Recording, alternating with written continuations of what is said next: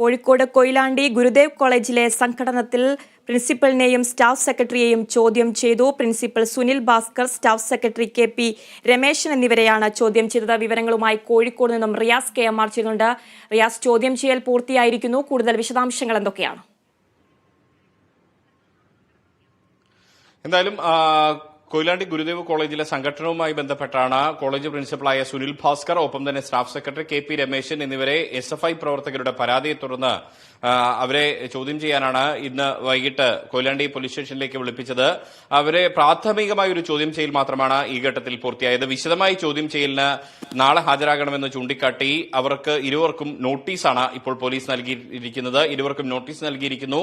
വിശദമായി ചോദ്യം ചെയ്യൽ അടുത്ത ദിവസം ഉണ്ടാകുമെന്നാണ് Koyilandy police inspector Melbin Joseph വ്യക്തമാക്കുന്നത്. എന്തായാലും ഇതുമായി ബന്ധപ്പെട്ട അന്വേഷണം പുരോഗമിക്കുകയാണ്.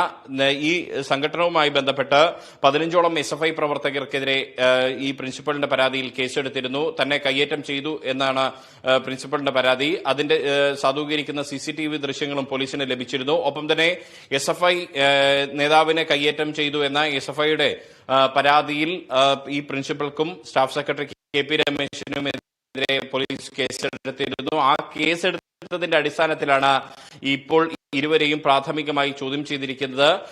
മാത്രമല്ല, വിശദമായി ചോദ്യം ചെയ്യലിനു വേണ്ടി ഇരുവരോടും നാളെ ഹാജരാകാൻ നോട്ടീസ് നൽകിയിരിക്കുന്നതും ഇതിന്റെ അടിസ്ഥാനത്തിലാണ്.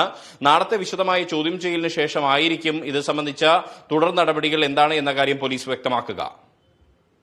വ്യക്തമാണ്. റിയാസ് KMR ആണ് വാർത്തയുടെ വിവരങ്ങൾ നൽകിയത്.